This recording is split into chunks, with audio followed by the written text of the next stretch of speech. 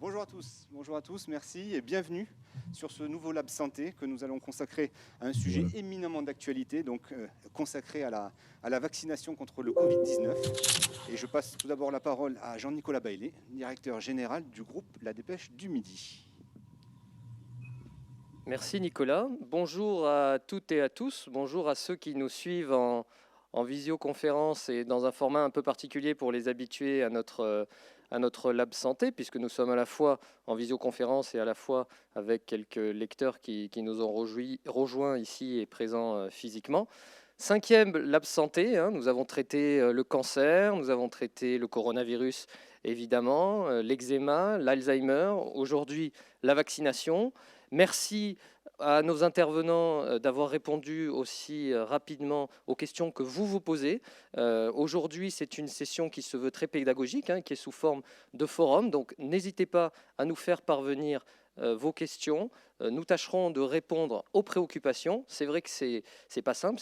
Il y a beaucoup d'enjeux derrière ça. Et pardon déjà à ceux qui poseraient des questions auxquelles nous ne pourrions pas répondre. Mais en tout cas, merci de nous rejoindre sur cet événement qui fera aussi l'objet évidemment de comptes rendus sur les supports du groupe La Dépêche. Merci à nos intervenants et merci à nos partenaires qui nous accompagnent depuis le début sur l'ensemble de ces labs santé dont on sait que ce sont des préoccupations sérieuses de vous, nos lecteurs, et merci de votre fidélité.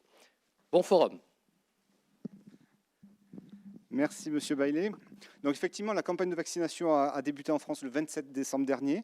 Elle suscite beaucoup d'interrogations, d'espoir, mais aussi de critiques. Pendant une heure, donc, on va essayer de faire le tour de tous ces enjeux. Alors, au niveau du format, vous êtes une dizaine dans cette salle où vous allez pouvoir directement vous adresser à notre panel d'experts que je vais présenter dans un instant.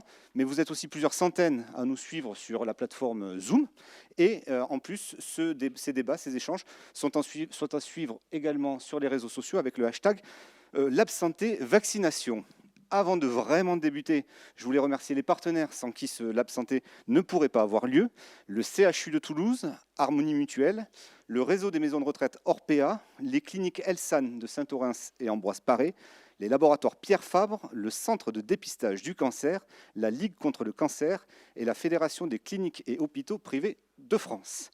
Nos experts, vous les voyez, ils sont là, 3 en chair et en os, j'ai envie de dire, et 1 en visioconférence. On va commencer par le professeur Alain Fischer, qu'on surnomme le monsieur vaccin du gouvernement, même si je sais qu'il n'aime pas cette terminologie-là. Médecin immunologue, président du Conseil d'orientation de la stratégie vaccinale en France, membre de l'Académie des sciences et de l'Académie de médecine. Avec lui, évidemment, nous aborderons toutes les questions qui ont trait à la stratégie du gouvernement face en termes de vaccination face au Covid-19. Le professeur Jean-Louis Montastruc, ici présent, directeur du Centre régional de pharmacovigilance, de pharmacoépidémiologie, je n'avais pas facile ce mot, et d'information sur le médicament au CHU de Toulouse, membre de l'Académie de médecine. Et en termes simples, M. Montastruc est chargé de remonter les potentiels effets indésirables de la vaccination en Occitanie. C'est bien ça ? À vos côtés, le docteur Jérôme Marty, médecin à la clinique Saint-Roch à Fronton, président du syndicat de médecins UFML, Union française pour une médecine libre, et également chroniqueur de l'émission Les Grandes Gueules sur RMC. C'est pour ça que vous le connaissez. Et à ses côtés, Jacques Auberti, maire d'Aigues-Vives et président du SICOVAL, qui est la communauté d'agglomération du sud-est toulousain. Les présentations sont faites. On va entrer dans le vif du sujet sans plus tarder. Alors bon, je me réserve la première question. Elle sera pour le professeur Fischer. Est-ce que vous pouvez nous dire, professeur, aujourd'hui, où en est la campagne vaccinale en France à date? Combien de personnes ont été vaccinées? Et selon vous, surtout, est-ce que la promesse formulée par le président de la République de vacciner tous les Français qui le souhaitent d'ici la fin de l'été pourra être tenue? Alors, bonjour à tous. Donc, comme vous l'avez indiqué, la vaccination a débuté tout à fait fin décembre et a pris son envol, je dirais, au mois de janvier. Les derniers chiffres diffusés par le ministère en date du 7 février étaient qu'il y a eu environ 2 125 000 doses de vaccins administrés, essentiellement pour l'instant des vaccins ARN, un tout petit peu de vaccins AstraZeneca depuis samedi. Cela correspond à l'injection d'une première dose à un peu plus de 1 865 000 personnes et des 2 doses, puisque en tous les cas pour les vaccins actuellement utilisés, il faut 2 doses administrées à 4 semaines d'intervalle, 243 000 personnes. Derrière ces chiffres bruts, il faut indiquer que la majorité des personnes vaccinées à ce jour sont, comme cela est légitime compte tenu des orientations prises en termes de priorité vaccinale, puisque pour l'instant, évidemment, il n'y a pas assez de vaccins pour toute la population. En première priorité, il y a plus d'1,2 million personnes âgées de plus de 75 ans qui ont été vaccinées, donc un peu plus de 400 000 en maison de retraite EHPAD, ce qui représente un nombre important avec un taux d'adhésion de 80% des résidents d'EHPAD, ce qui est assez remarquable de leur part.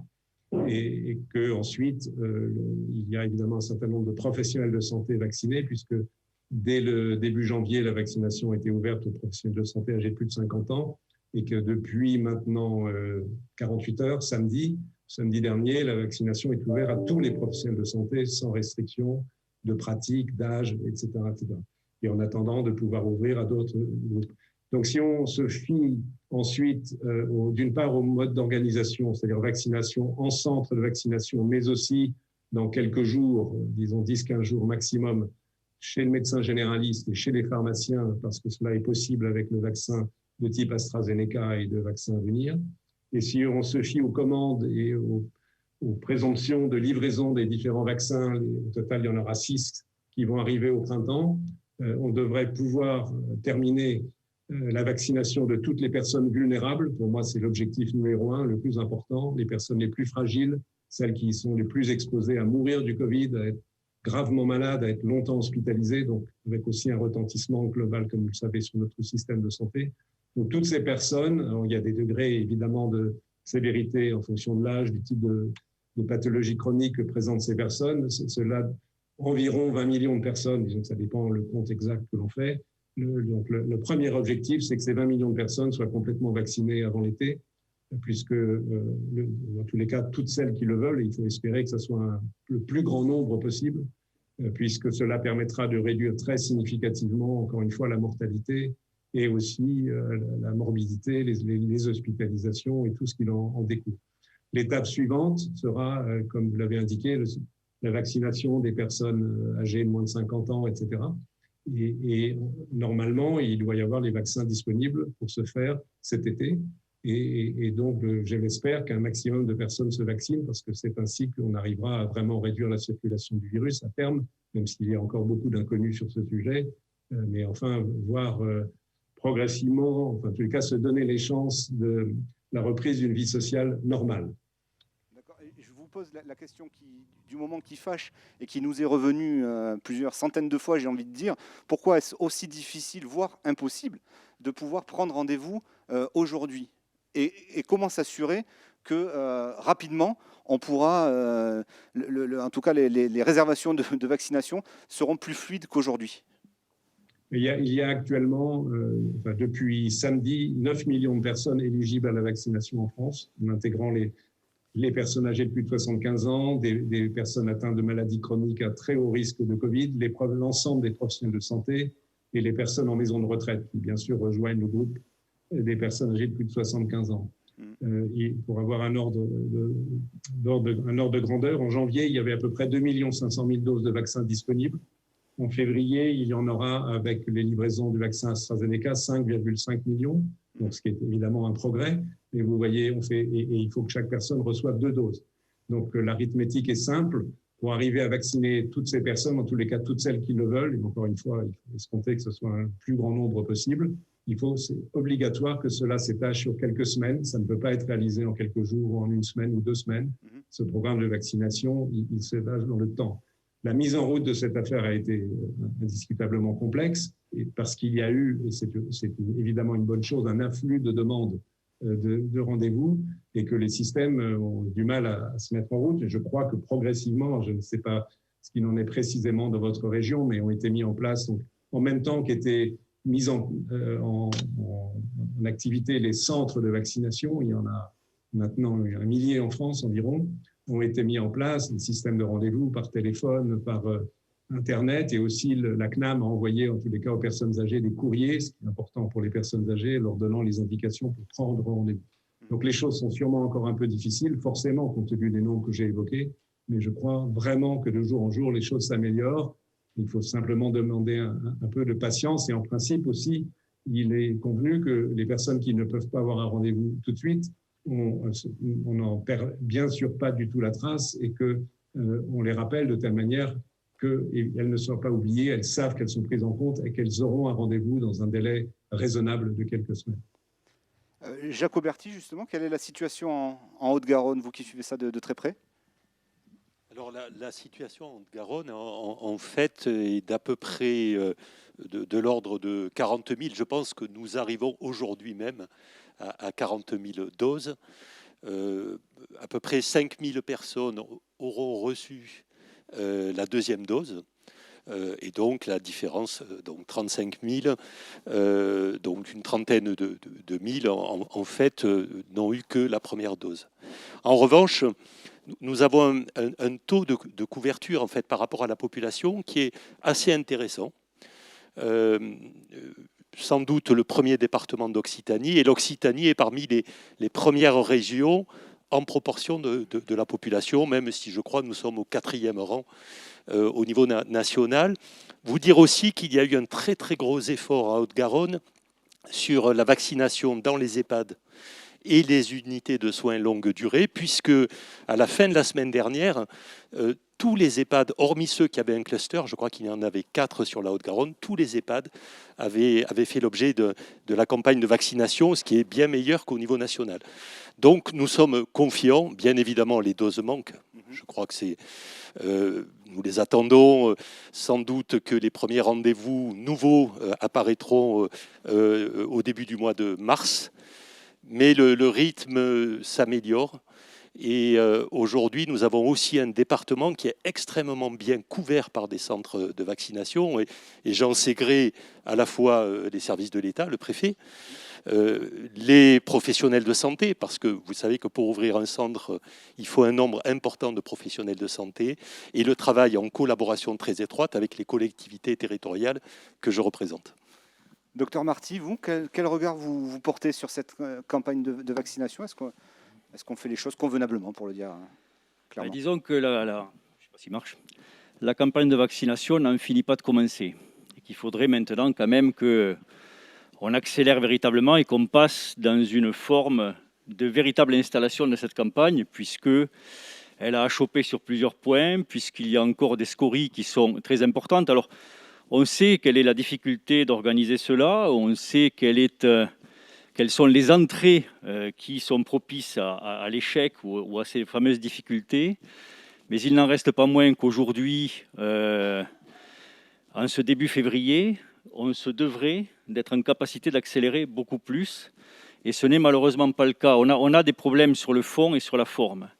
Il est vrai, et vous l'avez dit, vous avez eu comme question, et j'imagine effectivement plusieurs centaines de fois, ces fameux patients qui vous disent « mais je n'arrive pas à m'inscrire ». Ces patients, on les a dans nos cabinets. On a des gens de 80 ans, 85 ans, 90 ans qui nous disent « mais ça fait 40 fois que j'appelle, le numéro ne répond pas, le site ne marche pas, comment je fais docteur ?» Et on a certains de ces patients qui pleurent dans nos cabinets parce qu'il faut imaginer que cette pathologie représente un danger pour ces gens-là, qui représente le type même de personnes vulnérables à cette pathologie. Et on a quelque part ouvert une porte vers la sortie pour ces gens et en quelque sorte on a leur referme au nez quand tout d'un coup on leur dit vous ne pourrez pas avoir de rendez-vous avant le mi-mars ou voire un peu plus loin. Ça c'est quand même très problématique, très problématique. Et puis sur le fond de l'organisation qui rejoint ce que vivent ces patients, on peut se poser la question quand même de la méthode qui a été utilisée où on a dit aux gens inscrivez-vous.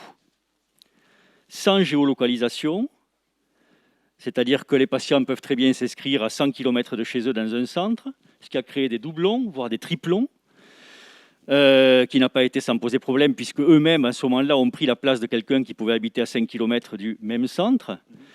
Et puis, on a eu ces fameuses files d'attente qui se sont créées, et au fond, on a vécu la même chose que ce qu'on a vécu, souvenez-vous, au début, où on a multiplié les tests, et où le gouvernement nous disait il faut faire 700 000 tests par semaine, puis 1 million, puis 2 millions, on est champion du monde, regardez, on teste beaucoup, et puis au final, on avait des files d'attente de 300 mètres devant les laboratoires, et il fallait 14 jours pour avoir le résultat du test, ce qui rendait le test inopérant.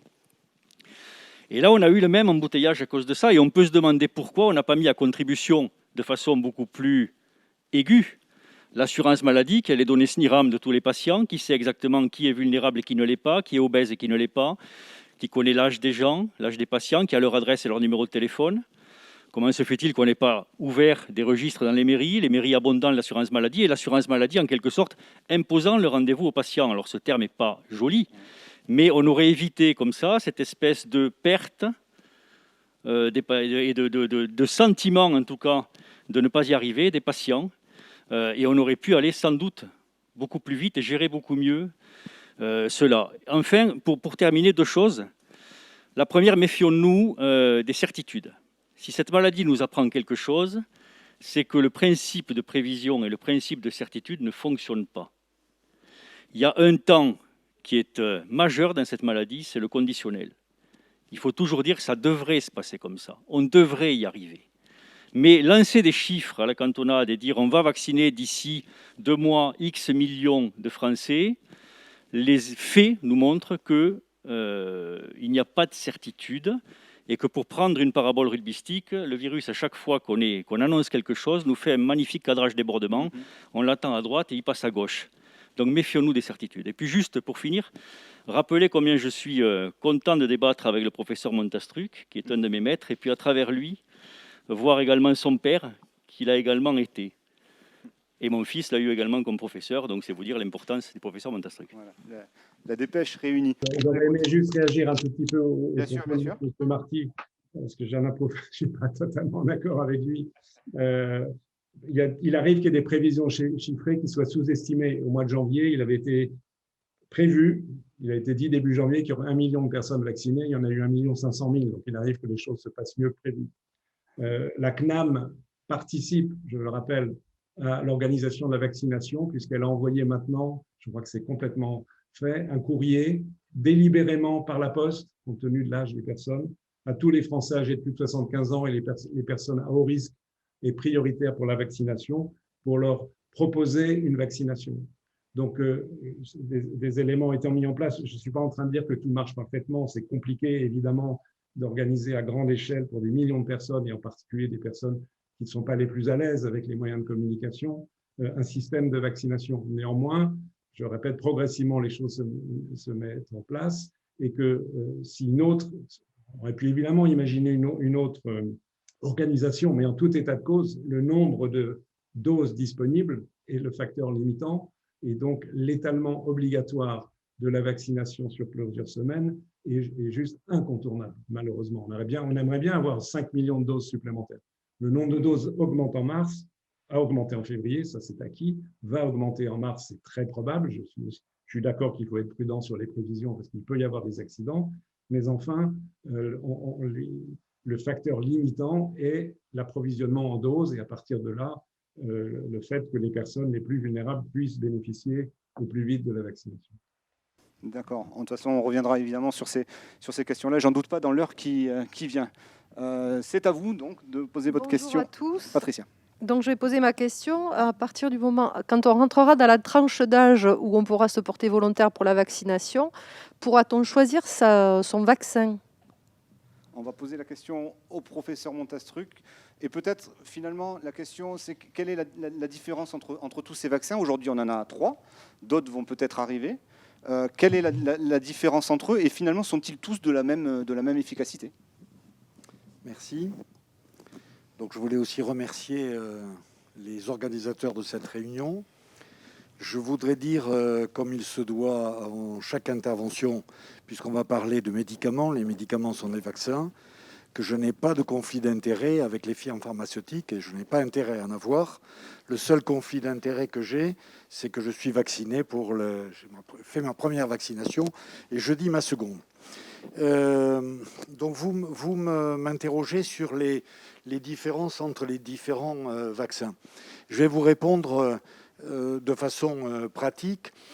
Le mécanisme d'action des 2 grands groupes de vaccins est différent. D'un côté, Pfizer et Moderna, qui sont des vaccins ARN messagers.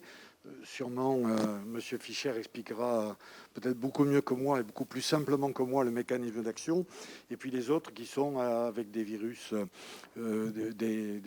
vecteurs. En pratique, l'efficacité des vaccins est globalement similaire, avec peut-être, quand on regarde les vrais chiffres, un peu moins d'efficacité pour le vaccin Pfizer. Ça surprendra peut-être un peu de monde, mais le vaccin Pfizer est peut-être un peu moins efficace. L'avantage du vaccin Pfizer, c'est que c'est le plus ancien et que donc il est aujourd'hui le mieux connu. Et donc moi, personnellement, j'ai été vacciné avec Pfizer. Je n'ai pas le conflit d'intérêt, hein, mais il faut toujours choisir le médicament qui est le plus connu. Donc le mécanisme d'action n'est pas majeur pour l'efficacité. L'efficacité est globalement similaire. Le mécanisme d'action peut intervenir pour les effets indésirables, mais ceci, on en reparlera tout à l'heure. Donc je crois que, je pense que vous n'aurez pas à choisir, mais M. Fischer le confirmera, puisque ça, c'est une affaire politique. Et quel que soit le vaccin que l'on vous propose, je crois qu'il faut vous faire vacciner. Parce que je souhaiterais dire, M. Moscovici m'a présenté comme étant un spécialiste des effets indésirables. Plus précisément, je suis un médecin pharmacologue qui est dans le métier, c'est l'évaluation de l'efficacité des médicaments, le bénéfice et le risque. Ce que je voudrais dire, je ne sais pas si ça sera en première ligne en première page de la dépêche demain, mais c'est que aucune autre intervention médicale, je parle sous le contrôle de M. Fischer et du docteur Marty, professeur Fischer, docteur Marty, aucune autre intervention médicale dans l'histoire, aucune autre intervention médicale que les vaccins n'a fait disparaître de maladies. Les vaccins sont les seuls qui ont fait disparaître des maladies. La variole, la poliomyélite est en cours, l'Ebola est un magnifique exemple aussi. Donc, les vaccins, moi je suis, ceux qui me connaissent, toujours critique vis-à-vis des nouveaux médicaments, mais non, là, la balance bénéfice-risque des vaccins est très très favorable. Donc, quel que soit le le vaccin qu'on vous propose, acceptons-le avec enthousiasme. On reviendra sur les effets indésirables, parce que c'est le moyen, comme l'a dit le professeur Fischer, de faire disparaître la maladie. On va y rester sur les effets indésirables, justement, puisque vous êtes chargé, en lien avec l'INSERM, je crois, au niveau national, de remonter un petit peu tous les problèmes que peuvent poser les injections. Quels sont les résultats, donc après, on va dire 2 mois de vaccination, de campagne de vaccination? Qu'est-ce qu'on peut dire sur l'efficacité ou la dangerosité des vaccins qui sont injectés? Alors, ce n'est pas avec l'INSERM, c'est avec l'Agence du médicament. Vous savez qu'en France, il y a 31 centres régionaux de pharmacovigilance, un par ancienne région. Ces centres sont pourvus de personnel, mais insuffisamment développés, parce que nous travaillons pour la sécurité des prescriptions, et donc c'est un métier passionnant, on travaille pour vous tous. Quelles sont les données dont on dispose aujourd'hui, à la fois après les essais cliniques et à la fois après le suivi qui a lieu toutes les semaines et tous les jeudis à 11h. Nous nous réunissons, les centres régionaux de pharmacovigilance et l'Agence du médicament, pour faire le point. Globalement, il n'y a pas de signal particulier d'inquiétude en ce qui concerne les effets indésirables. Qu'est-ce que ça veut dire? Ça veut dire qu'il n'y a pas d'effets indésirables inattendus, d'effets indésirables graves qui disent « attention, il y a un clignotant orange ou un clignotant rouge avec ces vaccins ». Il y a d'abord les effets indésirables que l'on observe avec tous les vaccins, c'est-à-dire la douleur en administration de l'épaule, les manifestations allergiques. Vous avez vu que l'incidence telle qu'elle a été calculée est de 1 pour 100 000, c'est-à-dire moindre que lorsque l'on fait une injection de produits de contraste. Ouais, c'est moindre. Des fièvres, des frissons, un petit peu de température, tout ça, rien de bien extraordinaire. Pour l'instant, nous n'avons pas eu de signaux de maladies auto-immunes Vous savez qu'avec les vaccins, on a discuté pour le vaccin H1N1, parce que je m'étais occupé aussi au niveau national de H1N1. On avait discuté de maladies du Guillain-Barré. Pour l'instant, il n'y a aucun signal de ce côté-là. Et peut-être, M. Fischer me le confirmera, le mécanisme d'action de ces vaccins à ARN messager fait qu'il y a moins de risques de Guillain-Barré avec ces vaccins qu'avec les autres. Ensuite, il y a bien sûr un certain nombre d'effets indésirables d'intérêt, que nous appelons d'intérêt, c'est-à-dire des effets indésirables que nous suivons au niveau français, mais également au niveau mondial, au niveau européen, puisque nous sommes en lien direct tous les jours avec l'Agence européenne du médicament. Alors, il y a quelques paralysies faciales, mais vous savez que nous sommes dans la période des paralysies faciales. Alors, est-ce que c'est un excès par rapport à ce qui existe ? Pas de preuves. Qu'est-ce que c'est la période des paralysies faciales ? C'est actuellement, la majorité des paralysies faciales sont des paralysies affrigorées, c'est-à-dire des paralysies qui surviennent lorsque l'on se réveille au matin, on dit toujours « Ah, j'ai pris froid », etc. D'accord. Donc il n'y a pas de signe à l'heure actuelle montrant qu'il y a plus de paralysie faciale que normalement. Il y a des réactions tensionnelles.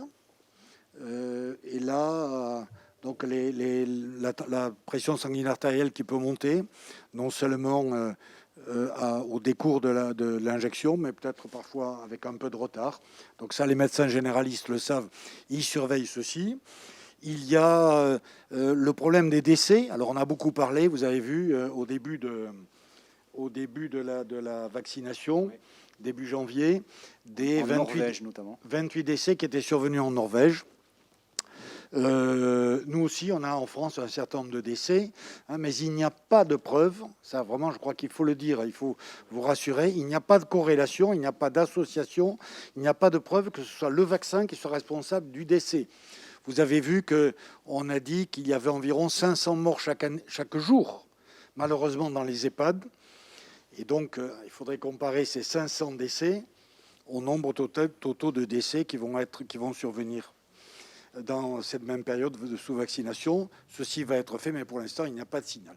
Donc pour l'instant, je finalement transmets mon message, comme je le fais, le docteur Marty l'a dit, aux étudiants. Bénéfices majeurs, risques mineurs, connus, graves. Et il y a des manifestations allergiques aussi. Et j'ai l'habitude de dire, ça me paraît important pour les anti-vaccins, que les allergies, on sait les traiter. Le Covid, on ne sait pas le traiter. Ça, c'est important. Monsieur Auberti, vous vouliez ajouter quelque chose ? Oui, alors un petit mot, mais non pas sous l'angle médical, je ne m'y risquerai pas, soyez rassurés, mais sur la question du choix du vaccin, en fait. Cette question se pose en matière d'organisation de la vaccination, et je crois que c'est très important de le dire. D'ailleurs, une petite rétrospective, dès la fin du mois d'octobre, au niveau de l'association des maires en Haute-Garonne, nous en avions appelé au gouvernement pour essayer d'anticiper. Et vous le voyez, c'est le 11 janvier que les collectivités ont été sollicitées pour monter les centres de vaccination. Nous en sommes encore, et y compris au national, à demander de pouvoir anticiper. Pourquoi ? Eh bien parce que vous avez deux types de vaccins. Vous avez le premier type qui aujourd'hui est en vigueur, où c'est le patient qui va au vaccin, avec les centres de vaccination. Et il est bien évident que si ces vaccins-là, les vaccins ARN messagers, Moderna, je crois qu'on n'en a pas encore beaucoup vu en Haute-Garonne. La première livraison est aujourd'hui et en nombre très minime de doses. Mais ces vaccins-là nécessitent la mise en place de centres de vaccination. Et nous en appelons d'ailleurs aujourd'hui au gouvernement pour demander si c'est cette hypothèse-là qui est la dominante au niveau national, qu'il y ait plus de centres de vaccination encore pour pouvoir intervenir de façon beaucoup plus efficace en proximité. Les autres vaccins, comme effectivement AstraZeneca, vont aux patients. Alors on peut aussi bien entendu vacciner en centre de vaccination, mais ils vont concerner en priorité les personnes qui ne peuvent pas se déplacer pour des raisons de santé particulièrement. Et à cet égard, nous travaillons en partenariat étroit avec le département et la région, justement pour permettre la mise en place des déplacements, que ce soit ceux des médecins ou à l'inverse, ceux des patients. Donc le choix du vaccin, aura bien évidemment une incidence sur la façon de vacciner et donc sur l'organisation territoriale. Une question qui est apparue, qui nous a fait réagir, peut-être pour le docteur Marty. Est-ce qu'il y a des contre-indications à la vaccination? Est-ce qu'il y a des personnes qui ne doivent pas se faire vacciner?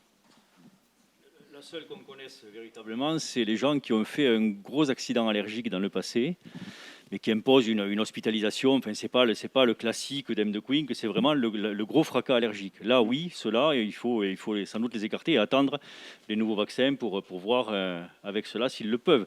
C'était la problématique principalement du vaccin Pfizer, BioNTech et Moderna, qui sont les vaccins ARN, dont la grosse complication éventuelle, mais un cas pour 100 000, comme le disait le professeur Montastruc, ce qui est epsilonesque, est celui-là, mais enfin, il ne faut pas l'ignorer, et donc pas prendre de risque pour le patient. C'est toujours pareil, bénéfice-risque. On poursuit avec les questions. Une question de Véronique, 52 ans, assistante commerciale. Bonjour. Pourquoi Sanofi et Pasteur sont-ils hors course aujourd'hui, alors que AstraZeneca développe la même technologie? Peut-être pour le professeur Fischer qui peut apporter des réponses.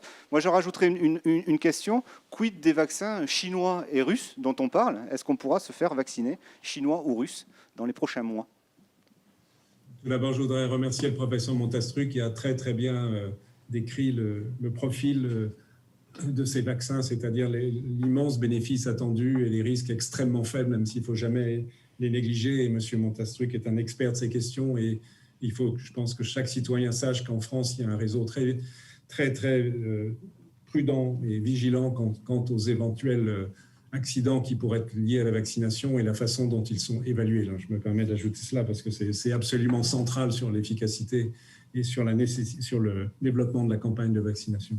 Spécifiquement sur votre question, alors non, le vaccin AstraZeneca n'est pas du même type que celui que développait Sanofi et n'est pas non plus, enfin qui développe encore Sanofi, et n'est pas non plus du même type que ceux que développait l'Institut Pasteur. Donc, en 2 mots, sans vouloir être trop long, le vaccin AstraZeneca est fondé sur des petits virus qui sont anodins, qu'on appelle les adénovirus, qui provoquent des infections banales. Ces virus sont complètement neutralisés, ne peuvent plus donner d'infection. On les modifie pour qu'ils permettent d'être vaccinants parce qu'ils incorporent une partie du matériel génétique du virus du SARS-CoV-2. Donc c'est le principe du vaccin AstraZeneca, c'est le principe d'un vaccin qui devrait arriver dans les mois qui viennent de la société Janssen ou Johnson & Johnson, et aussi des vaccins russes dont je redirai un mot dans un instant. Sanofi, c'est le projet de Sanofi qui, pour l'instant, a pris beaucoup de retard, malheureusement, mais Sanofi continue à travailler dessus avec l'objectif de développer un vaccin pour la seconde moitié de cette année. C'est un vaccin plus classique où c'est une protéine du virus qui est produite dans des réacteurs par des cellules, la protéine qu'on appelle la spike, qui est très importante pour la réponse immunitaire, qui est associée à un adjuvant, et c'est cela le vaccin potentiel Sanofi, et une société américaine qui développe un vaccin identique, enfin pas identique, mais analogue, la société Novavax, avec des résultats qui sont plutôt encourageants, qui laissent espérer que même s'il y a eu du retard, Sanofi également produise un tel vaccin. Quant aux vaccins chinois et russes, donc le vaccin russe est aussi un vaccin fondé sur des adénovirus, 2 virus différents pour 2 injections, avec des résultats apparemment qui sont assez bons en termes d'efficacité et de tolérance, selon une publication scientifique dans le Lancet qui est apparue la semaine dernière. Donc pourquoi pas utiliser ces vaccins? Ils font partie de vaccins potentiellement sur la liste. Simplement, il y a une règle absolue, c'est que pour qu'un vaccin soit utilisé en France, il faut qu'il reçoive l'autorisation de l'Agence européenne du médicament.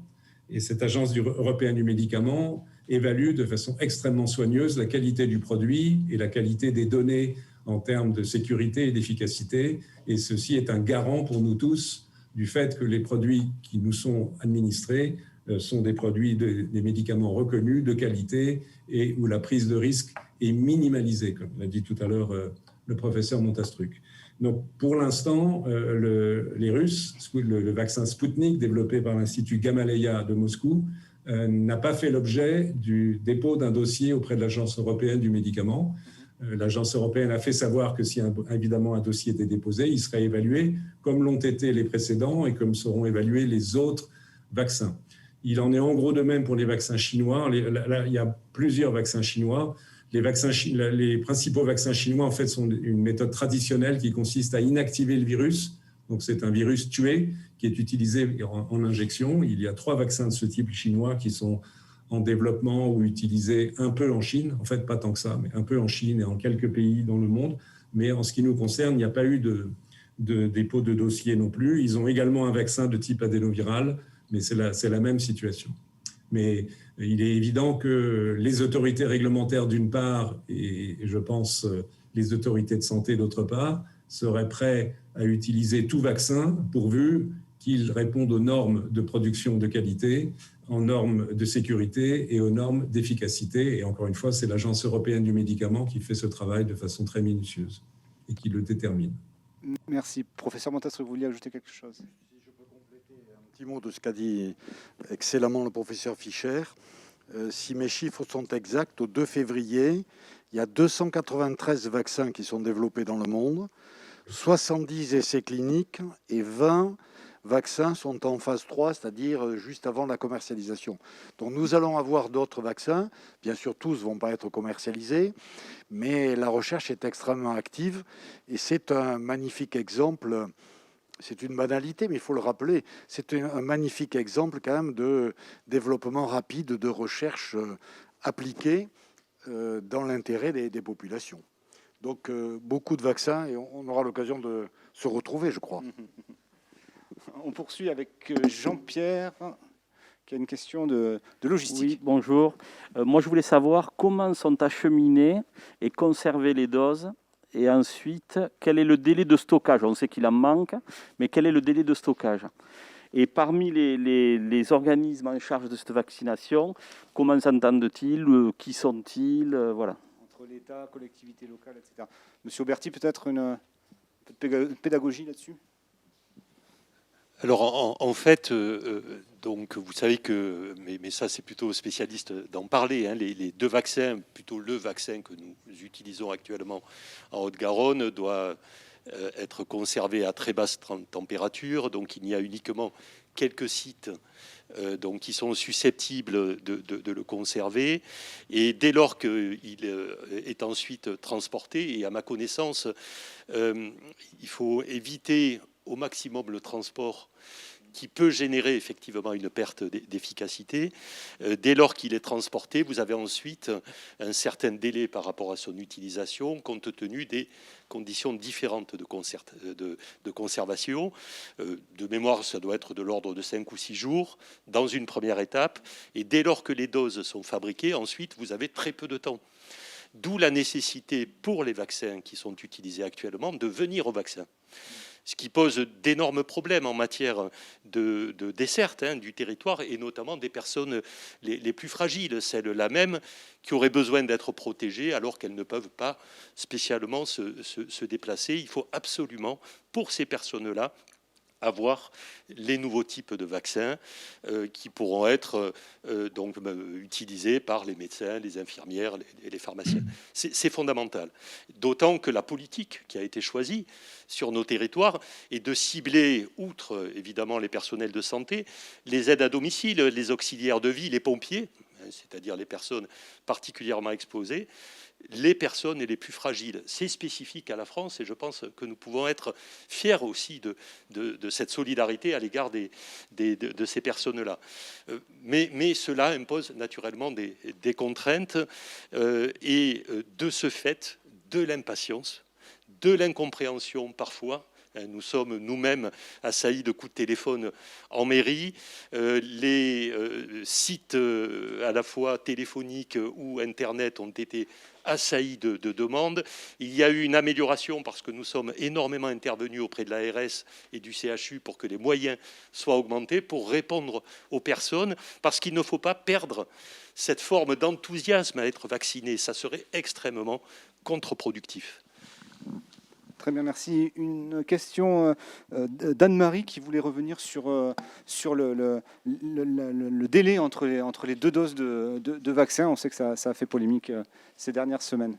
Oui, alors j'avais en fait deux questions. D'abord, j'aurais voulu savoir comment s'organise le suivi des injections.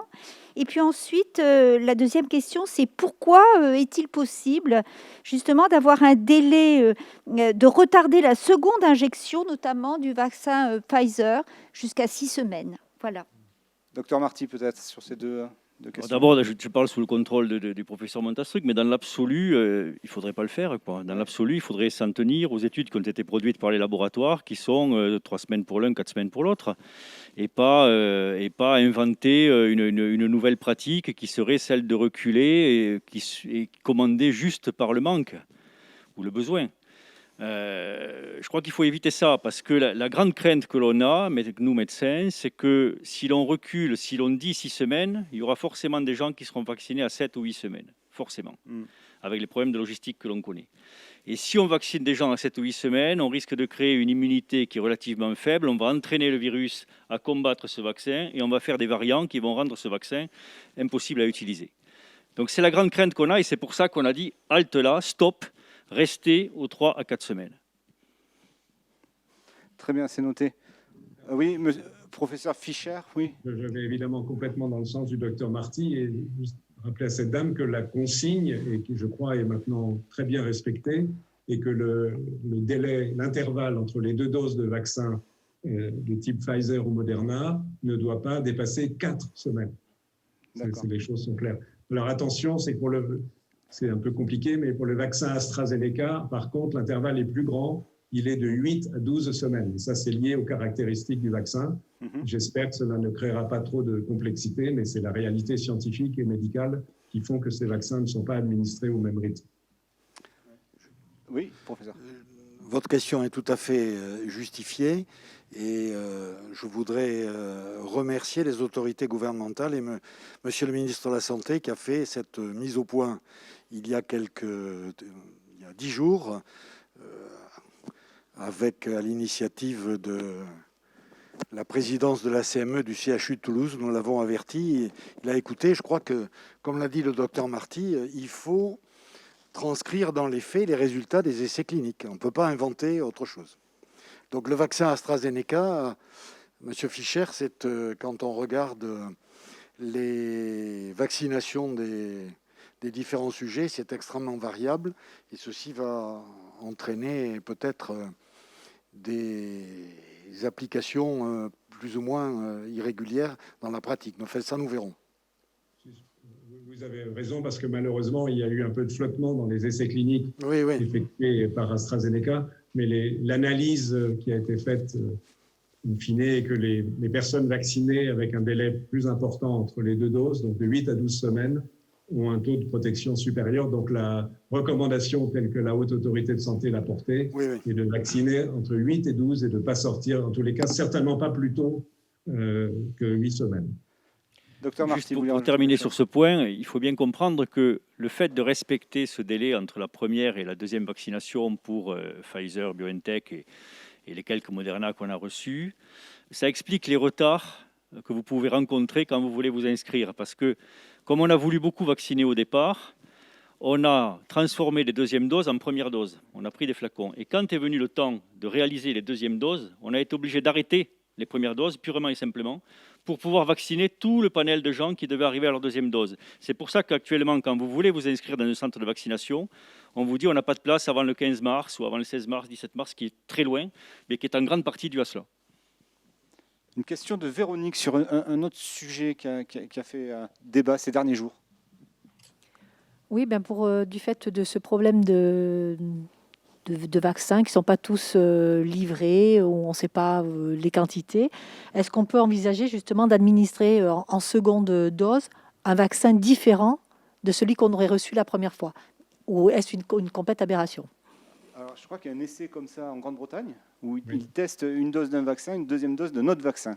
Qu'est-ce que ça donne, professeur Fischer, peut-être? Je vous vois qui c'est. On ne le sait pas, puisque l'étude britannique commence juste maintenant, où ils vont tester un rythme, une association du vaccin AstraZeneca et Pfizer, soit espacé de 4 semaines, soit espacé de 12 semaines, mais on n'a pas les informations. Je dirais que la réponse à la question aujourd'hui, c'est qu'il mieux vaut en rester à l'utilisation des vaccins tels qu'ils sont préconisés par les laboratoires, comme l'a dit la Haute Autorité de Santé et le ministère de la Santé, en respectant ces règles, en ne mélangeant pas. C'est probablement pas une catastrophe de mélanger, mais c'est pas la peine de se lancer dans des pratiques qui ne sont pas validées et restons sur les schémas connus. Et même s'il y a quelques difficultés d'organisation, il y a un engagement à ce que quelqu'un qui a reçu une première dose d'un vaccin reçoive la seconde dose du même vaccin en temps et en heure, donc 4 semaines ou 8 à 12 semaines, comme on l'a dit il y a un instant. D'accord. Une question d'Élodie sur, là aussi, un sujet crucial. Bonjour, j'aurais aimé savoir quelle était l'efficacité des différents vaccins sur les variants qu'il y a actuellement. Alors voilà, ça c'est évidemment au cœur du moment. On va un peu tous vous entendre sur le sujet. Alors il y a variant et variant, on connaît peut-être mieux le variant anglais que les autres. On a vu que l'AstraZeneca était peut-être moins efficace sur le variant sud-africain, si je ne dis pas de bêtises. Quel est votre point de vue sur le sujet, professeur Montastruc? Donc moi je vais vous répondre de façon claire.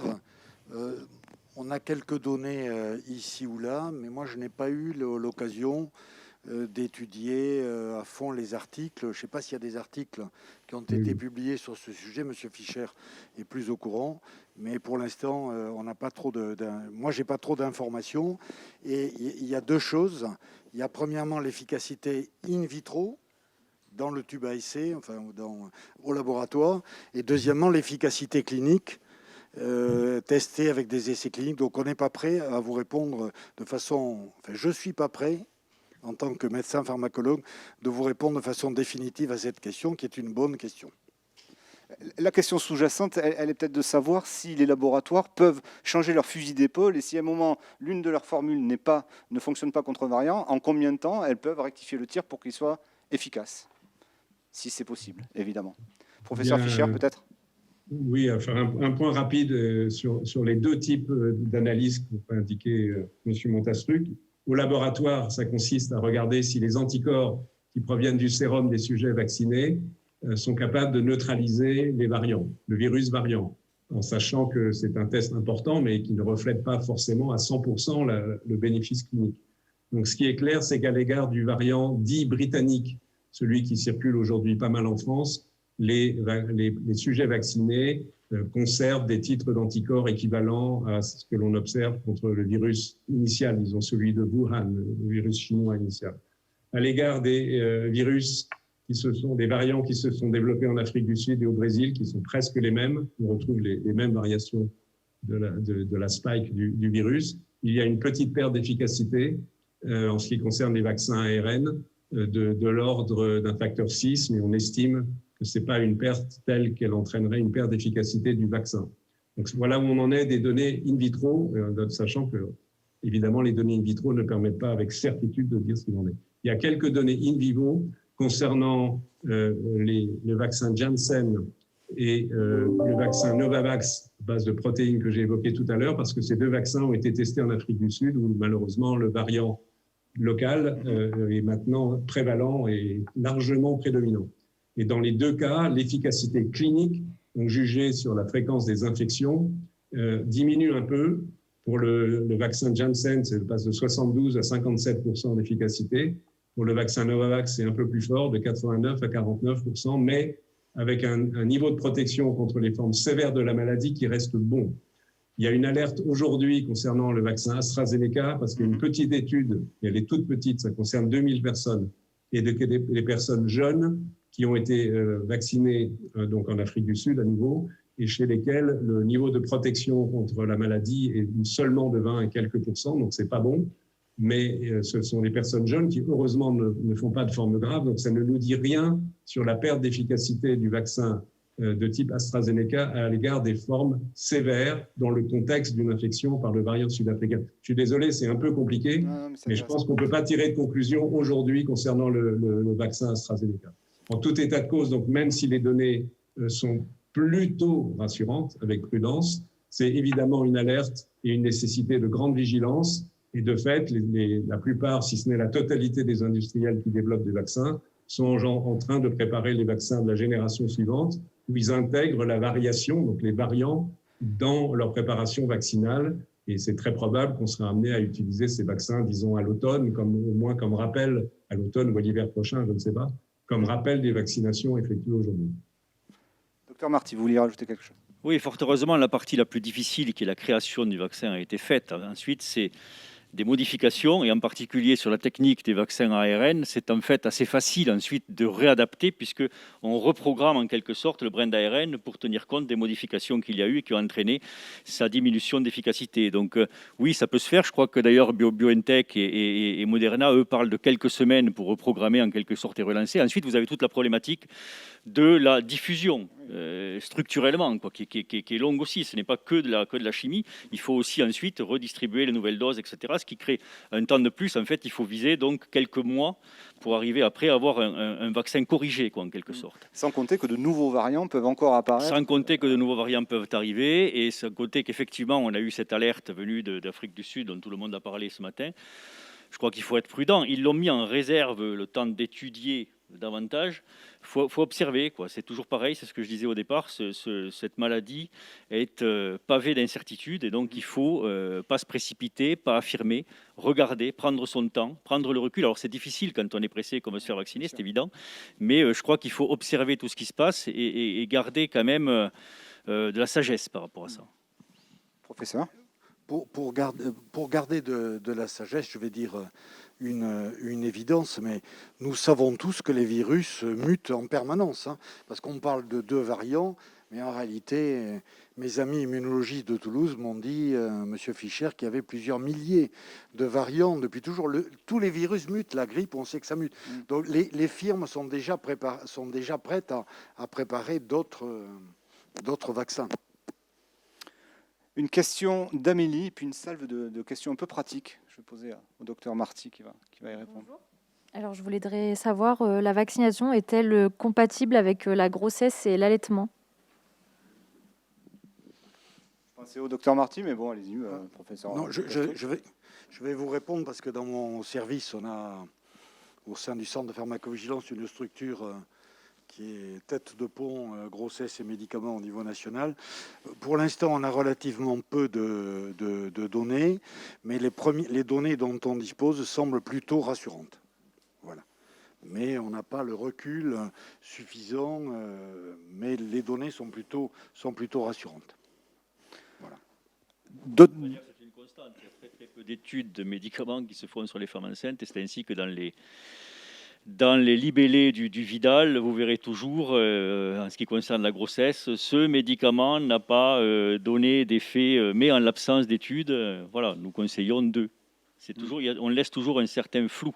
Donc c'est l'expérience qui amène à avoir une sorte de certitude. Des questions qui est très concernantes comme ça et qui reviennent souvent, donc je vais vous demander des réponses rapides. Peut-on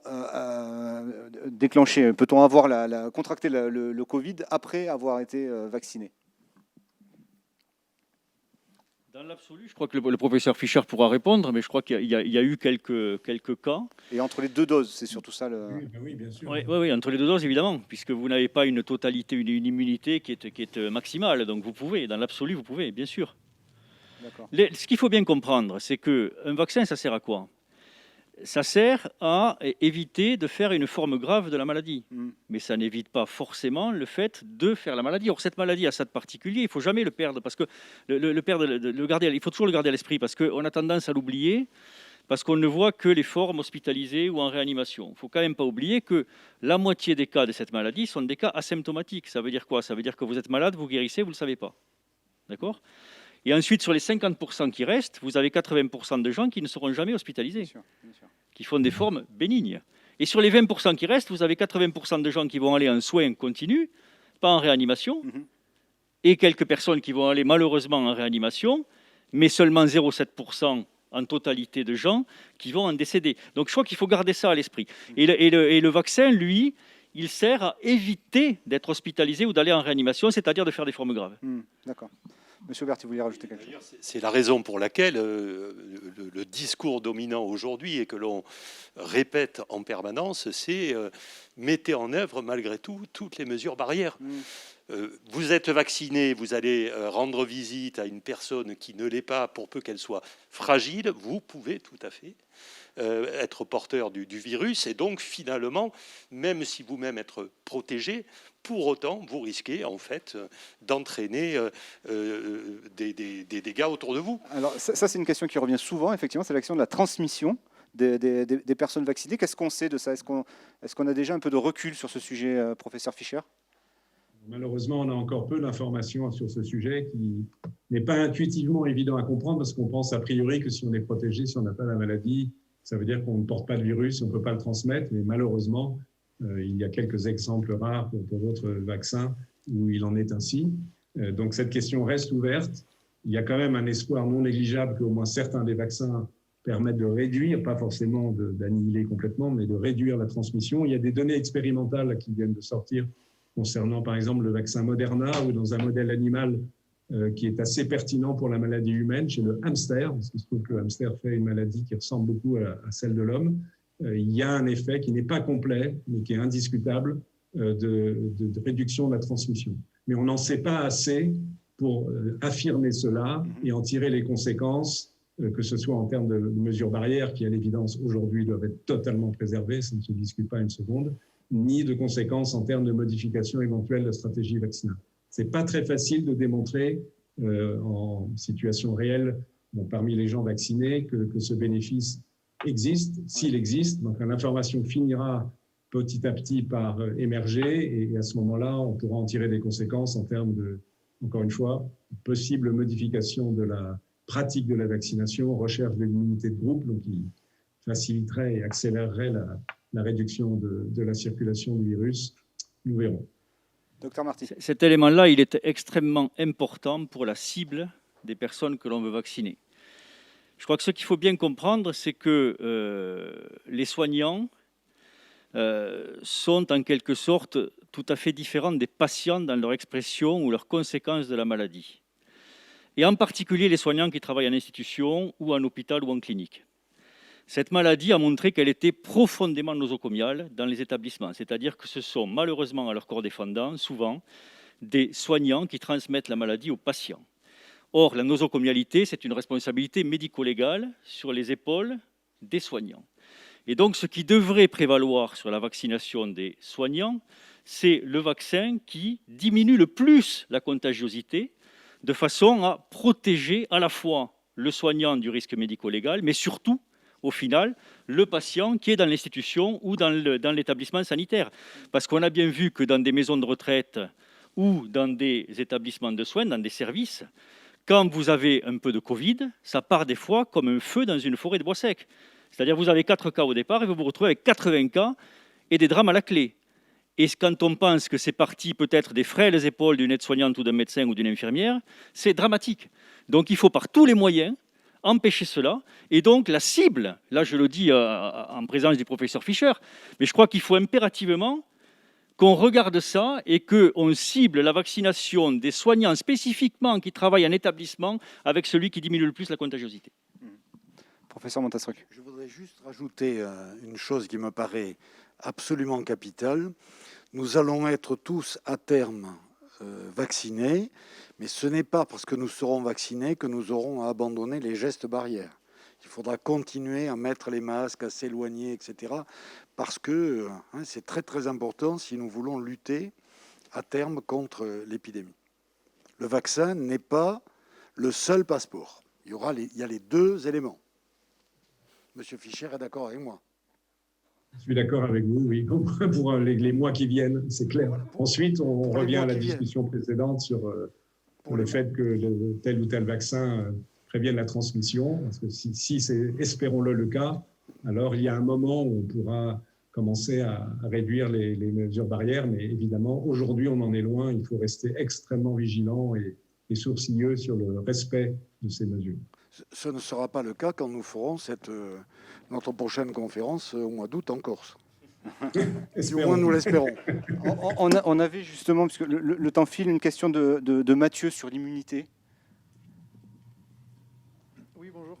En fait, ma question, c'était la suivante, c'est qu'on sait, alors vous me le confirmerez, que l'immunité, quand on l'est suite à une contamination, suite à la vaccination, elle dure à peu près 8 mois. Et la question était la suivante, c'était de savoir, est-ce que nous sommes prêts, d'une manière logistique, voire même financière, au niveau des finances de l'État, à assurer un effort qui soit long, à mener une campagne de vaccination tous les 8 mois, et in fine, à se diriger à terme vers une campagne de vaccination perpétuelle, en quelque sorte. Monsieur Fischer, déjà sur la durée de 8 mois, c'est vrai que c'est un chiffre qui a circulé. À des publications scientifiques qui viennent d'émerger, dont une de France, remarquable, et une des États-Unis, qui montre qu'on détecte 8 mois, jusqu'à 8 mois après la survenue de la maladie, pour l'instant on ne peut pas parler des vaccins encore, une immunité sous forme d'anticorps et aussi l'immunité des lymphocytes T. Mais il n'est pas exclu qu'elle dure plus longtemps, simplement on n'a pas le recul suffisant. Il faut attendre pour en savoir plus sur la durée de l'immunité naturelle, puisqu'il y aura sûrement une variabilité individuelle, et a fortiori sur la durée de l'immunité induite par les vaccins, puisque nous n'avons pas le recul suffisant aujourd'hui. Donc il est prématuré d'évoquer pour l'instant à quel rythme il faudra se faire revacciner. Bien sûr, cette notion de durée de protection interviendra. La seconde notion qui interviendra aussi, on en a parlé, c'est l'émergence éventuelle de variants qui poussent au rappel de vaccination ou une vaccination légèrement différente. On va peut-être prendre juste une dernière question, une toute dernière question de Jean-Baptiste sur les publics à vacciner. C'est intéressant. C'est ça, sur la jeunesse. Bonjour à tous. Quelle est la nécessité aujourd'hui de vacciner les jeunes, puisqu'on sait que la Covid ne tue pas les jeunes et les jeunes ne font pas de cas très graves et qu'on est en bout de chaîne des personnes prioritaires à la vaccination? Merci. Et moi, je rajoute la question de la vaccination des enfants. Alors, très rapidement, professeur Fischer. Écoutez, d'abord, il ne faut pas oublier que malheureusement, sans vouloir inquiéter particulièrement, mais il y a quand même quelques personnes jeunes qui font des formes graves. Il ne faut pas l'oublier, en particulier des personnes jeunes ou moyennement jeunes, disons qui ont une maladie chronique associée, des facteurs de risque, surpoids, diabète, etc.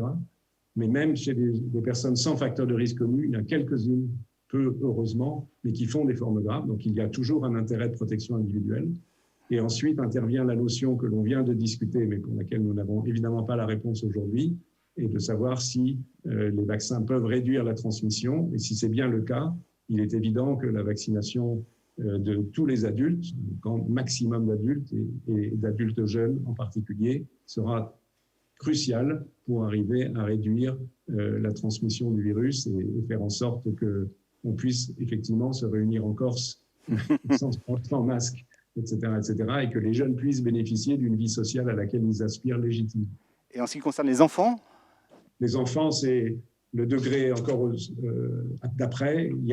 Avec le vaccin, en tous les cas classiques, c'est pas nul, mais il y a assez peu de cas chez les enfants et peu de capacité de contagion, au moins que pour le virus de la grippe. Donc là, jusqu'à présent, l'idée était plutôt de ne pas envisager la vaccination des enfants. Néanmoins, il faut une petite clause de prudence parce qu'il me semble qu'avec le variant britannique, l'infectiosité chez les enfants augmente un peu et leur capacité de transmettre le virus aussi.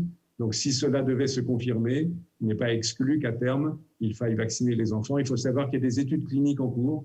Les laboratoires mènent des études chez les enfants de 12-18 ans et maintenant ça commence chez les moins de 12 ans pour tester la sécurité, bien sûr, et l'efficacité du vaccin chez les enfants. Mais on verra. Ce n'est pas une discussion d'actualité.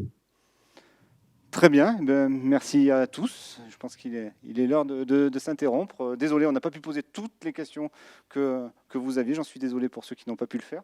Mais je pense qu'on recommencera l'exercice assez prochainement. Merci à tous, messieurs, d'avoir participé à ce Lab Santé. Et je vous souhaite à tous une très bonne journée. Merci beaucoup. Merci, professeur.